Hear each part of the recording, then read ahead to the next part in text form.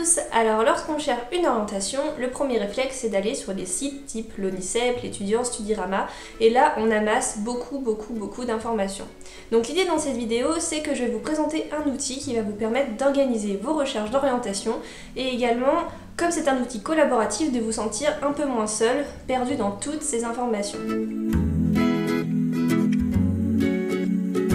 Donc cet outil s'appelle Pearltrees. Alors pour l'utiliser, il vous faudra une adresse email, créer un compte et également télécharger l'extension qui va vous permettre d'ajouter un bouton sur votre navigateur de recherche type bouton Adblock. Donc comment ça fonctionne? Donc moi je vais faire comme si j'étais une élève en terminale ES et que je cherchais une orientation post-bac. Donc vous avez votre page d'accueil que vous pouvez personnaliser en ajoutant des collections. Donc moi par exemple j'ai les collections liste BTS, liste DUT et également des sections. Donc moi j'ai les sections études possibles et métiers. Vous allez pouvoir également ajouter du texte qui va vous permettre de mettre des annotations sur certaines pages web qui vous intéressent vraiment. Ensuite vous avez le menu qui va vous permettre de naviguer simplement dans l'architecture que vous avez créée.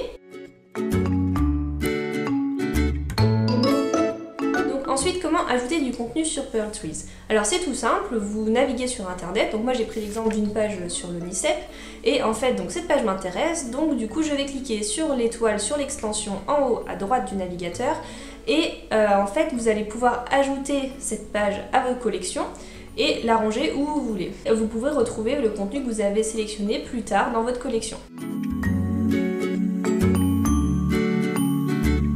Donc ensuite, deux choses à savoir sur cet outil. La première, c'est que c'est un outil collaboratif. Donc en fait, vous allez pouvoir être plusieurs à contribuer à ajouter des pages à vos collections. Donc pour ce faire, vous avez juste à cliquer sur le petit plus et sur faire équipe. Donc en fait c'est pratique parce que si vous avez des amis qui sont en recherche d'orientation et qui recherchent une orientation similaire à la vôtre, vous pouvez être plusieurs à contribuer sur l'outil. Et également ça peut aussi servir si vous avez des parents qui sont en stress à cause de votre orientation et qui eux aussi du coup peuvent ajouter des pages à votre outil et également voir comment vous avancez dans vos recherches. Donc deuxième point, en fait vous allez pouvoir utiliser l'outil recherche.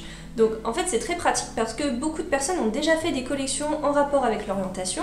Donc par exemple si vous tapez orientation commerce, vous allez tomber sur des collections en rapport avec les écoles de commerce de personnes qui ont déjà cherché une orientation. Donc en fait ça vous évite tout simplement de repartir à zéro et de vous inspirer des recherches qui ont déjà été faites sur ce sujet. Voilà, c'est la fin de cette vidéo, j'espère que cet outil pourra vous aider à vous organiser dans vos recherches d'orientation.